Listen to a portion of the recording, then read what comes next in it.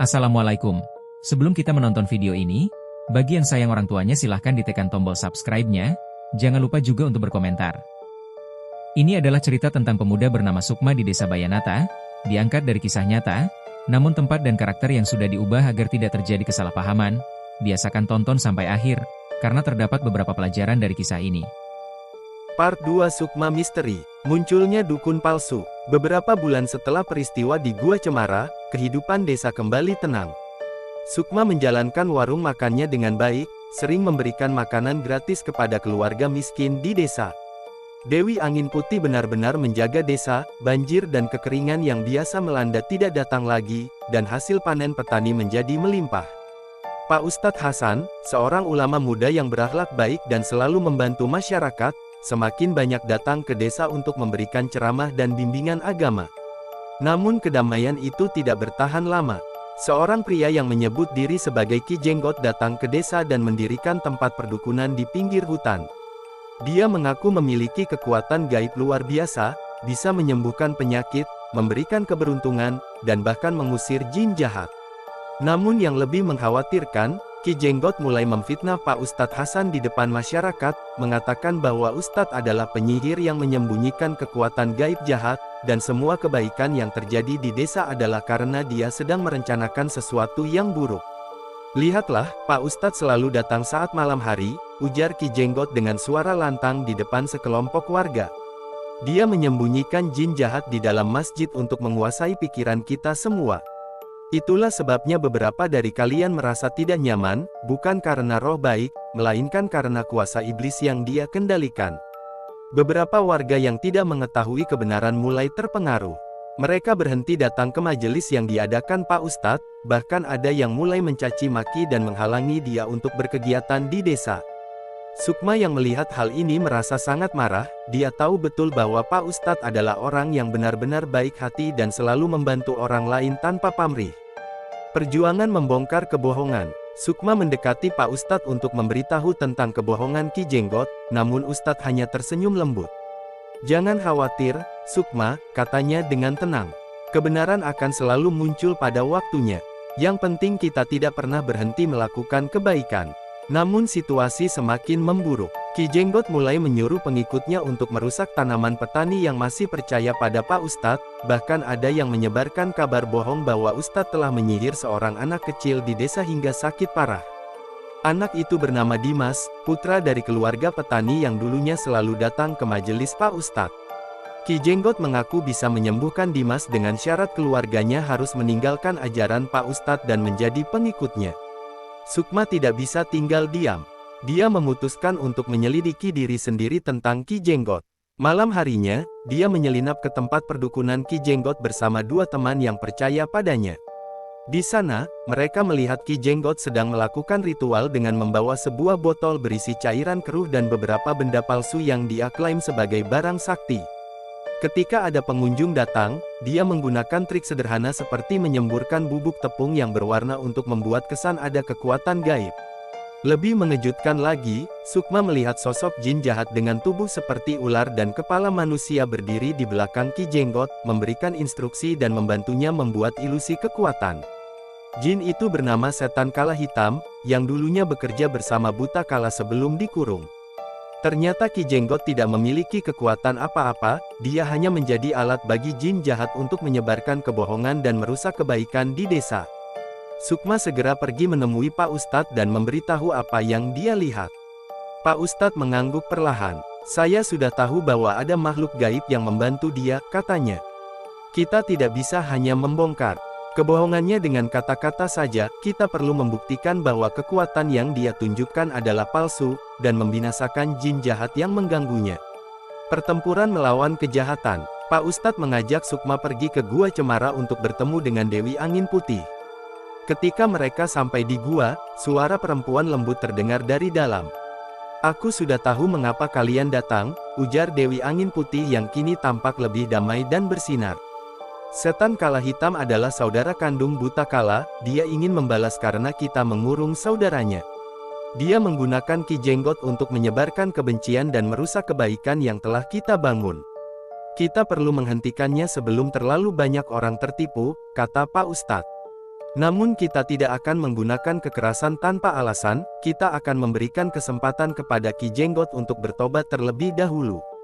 Pada hari berikutnya, Pak Ustadz mengajak seluruh warga desa berkumpul di lapangan tengah desa. Dia mengundang Ki Jenggot untuk menunjukkan kekuatannya di depan semua orang, dan membuktikan bahwa dirinya bukan penyihir seperti yang dikatakan. Ki Jenggot dengan sombong datang membawa berbagai alat ritual dan dikawal oleh setan kala hitam yang tersembunyi di balik bayangan. "Saya akan menunjukkan bahwa Pak Ustadz adalah penyihir," teriak Ki Jenggot sambil mengeluarkan sebuah keris yang dia klaim sebagai keris sakti. Dia menggerakkan keris dengan cepat, dan tiba-tiba ada nyala api kecil yang muncul di ujungnya. Warga yang tidak tahu merasa terkejut dan takut. Namun Pak Ustadz hanya berdiri tenang, lalu mengambil sebuah gelas air zam-zam dan membacakan doa di atasnya. Dia menyemprotkan air itu ke arah nyala api, dan bukan padam, nyala api itu berubah menjadi cahaya putih yang terang, menunjukkan bahwa api yang dibuat Ki Jenggot hanya ilusi dengan menggunakan minyak mudah terbakar. "Sekarang tunjukkan kekuatanmu yang sebenarnya," seru Pak Ustadz dengan suara yang tegas namun penuh kasih. Ki Jenggot mencoba memanggil kekuatan setan kala hitam, dan sosok jin jahat itu muncul dengan bentuk yang mengerikan, tubuh panjang seperti ular dengan rambut merah yang menjulang dan mata yang menyala seperti bara. "Aku akan menghancurkan kalian semua," teriak setan kala hitam dengan suara yang menggelegar. Kemenangan kebaikan.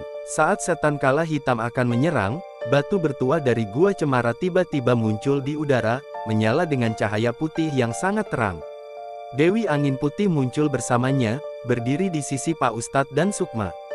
"Kamu tidak akan bisa merusak desa ini lagi, kala hitam," ujarnya dengan suara yang kuat. Waktu untuk keadilan telah tiba.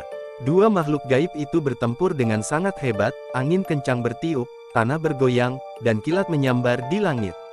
Namun kali ini, Pak Ustadz tidak hanya berdiri diam, dia membaca doa dengan suara lantang bersama seluruh warga desa yang mulai menyadari kesalahan mereka. Cahaya dari doa dan batu bertuah semakin kuat, membuat setan kala hitam kesulitan bertahan. Sementara itu, Ki Jenggot melihat bahwa kekuatan yang dia andalkan mulai lemah. Dia mencoba kabur, namun Sukma menghalangi jalannya. "Kamu sudah melakukan banyak kesalahan dengan memfitnah Pak Ustadz dan menipu masyarakat," kata Sukma dengan tegas. "Sekarang waktumu untuk menerima konsekuensinya dan meminta maaf." Ki Jenggot akhirnya menyadari kesalahannya. Dia jatuh ke lutut, menangis dan meminta maaf kepada Pak Ustadz serta seluruh warga desa. "Aku terpaksa melakukan semua itu karena setan kala hitam mengancam keluargaku," katanya dengan suara gemetar. "Aku tidak punya pilihan lain selain mengikutinya." Pak Ustadz mendekatinya dan menepuk bahunya dengan lembut. "Setiap orang berhak mendapatkan kesempatan untuk bertobat," katanya. "Yang penting kamu bersedia memperbaiki kesalahanmu dan tidak mengulanginya lagi." Pada saat yang sama, Dewi Angin Putih berhasil mengalahkan setan kala hitam. Dengan bantuan cahaya batu bertuah dan doa dari Pak Ustadz, jin jahat itu dikurung di dalam sebuah batu besar yang kemudian ditempatkan di depan masjid, sebagai peringatan akan bahaya kebencian dan kebohongan. Kebaikan yang menang. Setelah kejadian itu, Ki Jenggot benar-benar bertobat. Dia membantu membongkar tempat perdukunannya dan mulai bekerja sebagai pekerja di ladang petani. Dia juga sering menceritakan pengalamannya kepada orang lain agar tidak tertipu oleh perdukunan palsu atau percaya pada omong kosong yang bisa merusak hubungan antar manusia. Warga desa yang dulu terpengaruh oleh kebohongannya meminta maaf kepada Pak Ustadz. Mereka kembali datang ke majelis yang dia adakan, dan desa menjadi lebih rukun dan damai dari sebelumnya.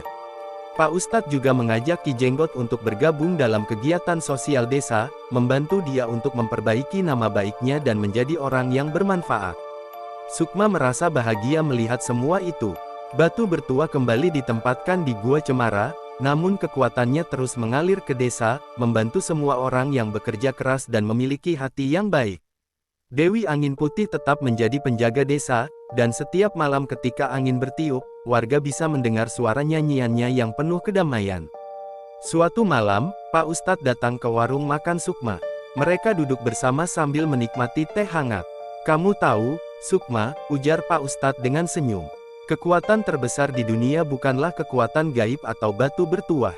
Kekuatan terbesar adalah kebaikan hati, kejujuran, dan kemauan untuk saling membantu satu sama lain." Itulah yang membuat sebuah desa menjadi kuat dan bahagia. Sukma mengangguk dengan penuh rasa syukur. Dia tahu bahwa kehidupannya telah berubah bukan karena batu ajaib, melainkan karena dia belajar untuk selalu berpikir tentang orang lain dan tidak pernah menyerah pada kejahatan. Dan di balik pepohonan Gunung Cemara, batu bertua masih menyala dengan cahaya lembut, menjadi bukti bahwa kebaikan akan selalu menang dalam perjuangan melawan kejahatan.